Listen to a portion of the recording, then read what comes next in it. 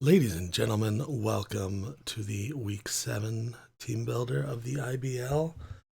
Once again, I have not had a sufficient amount of time in my week to produce those slides. They don't take an exceptionally long amount of time, but they're really annoying to make. And given how little time I have for other things, I would prefer to be doing that over making slides. And this is a pretty decent format for a team builder as well. I'm going up against Brandon, Borndon. I'm gonna get everyone's name wrong. And his team, I should always get this up beforehand, but I never do. Let's see what we can do to get it up. Desktop, Ibble 7, Borndon. Okay, he's got in order Persian, Alolan Persian, Rapidash, Mimikyu, Togedemaru, Necrozma, Sandaconda, Gmax Lapras, Weezing, Eldegoss, Conkeldurr, and Drampaw. This is an interesting team. I don't know how well he's doing. It's unknown to me. But I like my matchup against this team. I had a nasty loss last week from a really dumb mistake that I made. Actually, a series of dumb mistakes. The first was not hyper voicing when I should have. I got greedy and wanted to get just a little bit of extra damage off of something in case he switched, and he didn't switch. And he had Protect, so I just ended up dying instead. And that made Salazzle just that much more damaging against me. So yeah, very sad about that. The next mistake I made was leaving Aurora Veil on in the calculations, how much damage I would take from something. That's one of those mistakes that you probably only make once or twice, and then it's like, okay, I gotta make sure Aurora Veil is not on when I'm doing calcs. I've done it with Dynamax too, because you can leave that on as well, and that's no bueno. So, looking at his team, big threats are Mimikyu and Necrozma. G Lapras gives them opportunities to set up pretty well, and these things can be very nasty when they set up. Togedemaru is an interesting Pokemon. I don't know too much about it. He's got decent hazard removal.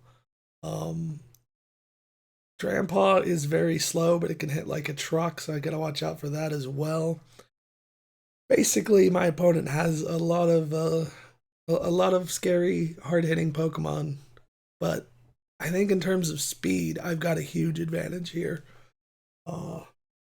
Generally, my Pokemon will be just a smidgen faster than his, and that's going to give me some nice advantages. So without any further ado, let's get into our team. As you can see, I am bringing Gmax Grimmsnarl.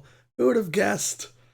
We've got enough speed on this thing. I want to say to outspeed Sandaconda with no investment. Pure attack. This is the first time we're not actually running max possible HP, because we want that attack to do as much as we can, and we need that speed for Sandaconda. And for, he's got a lot of things that speed tie with this, the Lapras, the Weezing, and the Eldegoss. I could see me going head to head with the Lapras, and I could definitely see the Weezing coming in order to, because Weezing pretty much walls this pretty effectively, especially if I haven't like boosted in any way. So there's all that. Actually, now that I think about it, I don't need Prankster on this thing. I'll go for Frisk. That'll give me more information. So we've got Sucker Punch. This thing is our like last ditch effort sort of check to a runaway Necrozma. A Sucker Punch can probably do half to it. We've got Spirit Break, which should it hits everything pretty hard except for few things. And the few things that it doesn't hit hard, they don't want to take a drain punch. So yeah. The other move being Drain Punch in Gmax form, I get the +1 attack, which is nice. And of course, we've got Power Whip for dealing with Lapras and Sandaconda. As I said before, this thing does get walled by Wheezing, so I need to be careful about that. What else? We've got an Assault Vest, so we can better take sort of special type moves like from Necrozma or from Lapras or Wheezing, all of which I'm likely to face. Next up, we've got Jirachi. This is a bulky switch in Jirachi. This thing is meant to just come in on things, take a little teensy tiny bit of damage, hopefully, because we got all that HP and we got them leftovers. We're going to try to use it to get up rocks. We can spam things down with Iron Head if need be, but it's not going to be doing a ton of damage to pretty much anything other than maybe Mimikyu. This could actually be very effective against the Mimikyu, although, you know, Shadow Sneak hits us pretty hard. We've got U-Turn for momentum, and we're running a mix set here because that Wheezing is probably going to be very physically defensive. So what Psychic does is Psychic will do a lot more damage to it than would a Zen Headbutt. And I think the same is true for Conkeldurr. I think that thing has more defense than special defense. And I don't see another situation in which I would use Zen Headbutt over Iron Head or U-Turn.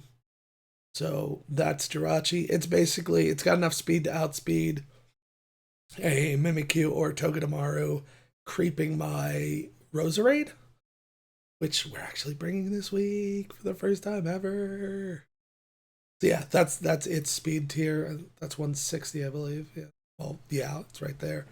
159, I think is the is Roserade at max. I don't know. Anyhow, we got Qui-Gon Jinn here. Qui-Gon Jinn.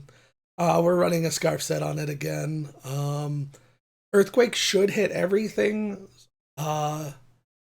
except for a Levitate Wheezing, but I don't think my opponent brings a Levitate Wheezing simply because, well, he might.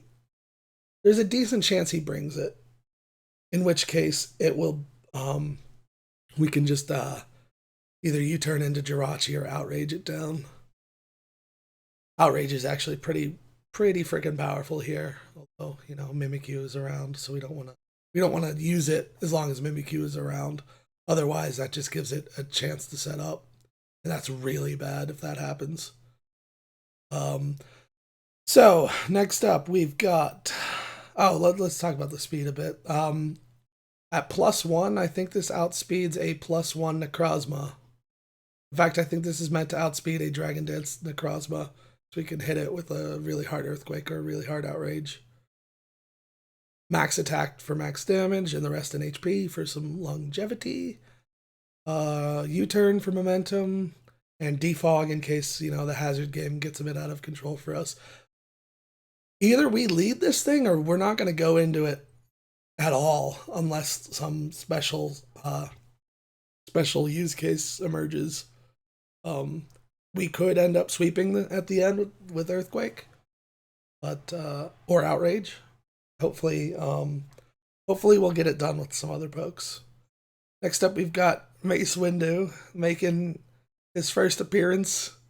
You get the purple lightsaber there. We're running a very expensive set here. We've got Leaf Storm, Sludge Bomb, and Shadow Ball, which pretty much covers the entire set of enemy Pokemon. I think Togedemaru. No, it takes the Shadow Ball. I don't think there's anything that can wall this, and it hits really hard, as you can see. Max special attack, Life Orb. We've got enough speed to outspeed Necrozma. Just base Necrozma at max, whatever. Leaf Storm just hits so many things really hard. Sludge Bomb, that takes care of Rapidash and Eldegoss and Drampaw. And does it hit Mimikyu? I think Ghost resists poison. I don't think it's super effective against that. But Shadow Ball is.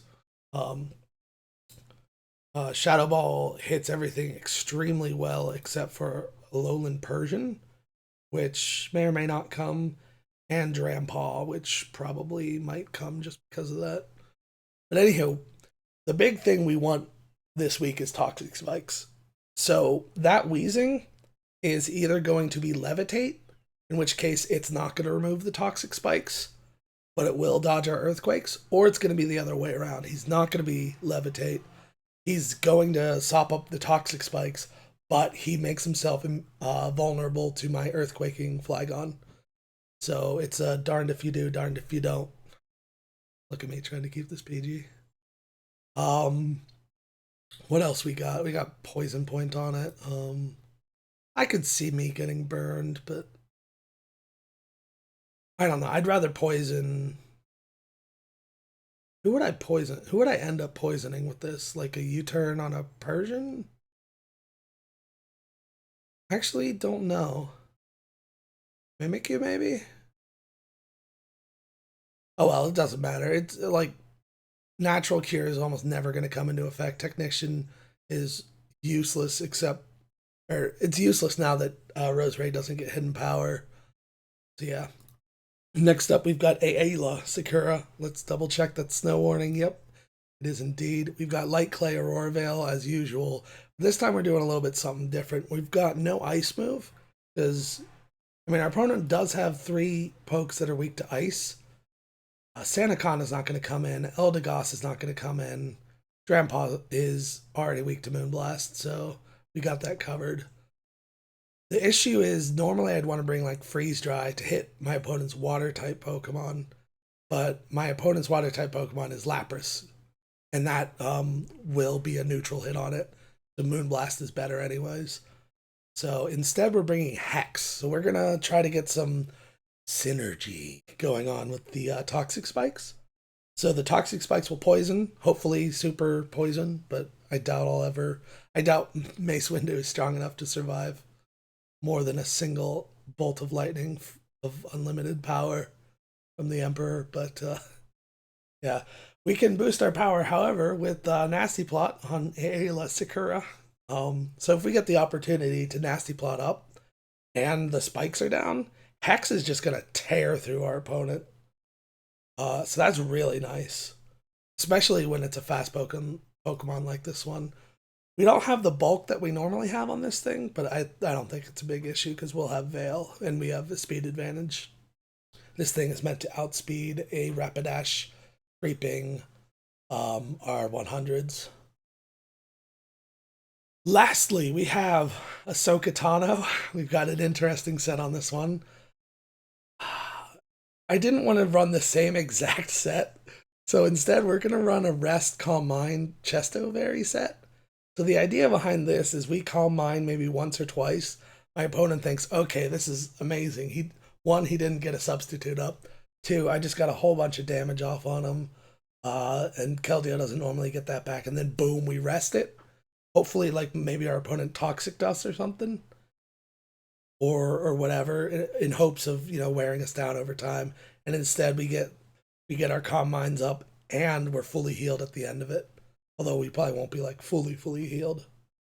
You know what I mean? It'll probably be like, if we set up on a special attacker, it's like we get 2 Calm Minds off. We Chesto Rest and then take, like half the damage we otherwise would have on whatever special attacks coming our way. So for instance, if we got 1 Calm Mind up on the switch, on our opponent switching to Necrozma, and then a second Calm Mind against Necrozma using a Psychic type move against us, like the Photon Geyser. So what that's going to do is, at most, it's going to do like 50% of our health. We should be at full health after that. Then we can rest, or Chesto Rest all that away, and it's no big deal. That's pretty cool. Again, we have enough speed to outspeed Rapidash. Creeping. Is it Rapidash creeping? Yeah, it is Rapidash creeping. We're also missing free special defense. Good thing I noticed that. I'm actually going to go through these and look for that. Sometimes when you're at level 50, you lose. So sometimes an additional point here, like, won't do anything. So it'll give you it back, and you might not notice it sometimes, but that's that. So yeah, this is the team. Our goal is gonna be get those spikes down and try to set up with one of these two and sweep with them. Um, we've got Grimstall in the back just in case the Necrozma wants to be crazy. I don't know, am I switching to like a Lapras is? Maybe I should try to switch in first or something. Or maybe I should bring in something to bait the Lapras in and then just have like base Windu, leave Storm it or something, and then have Keldeo Secret Sword it. And that could take care of all of our problems. Yeah, that's the team. I hope you guys enjoyed the battle. I'll see you guys then. Peace.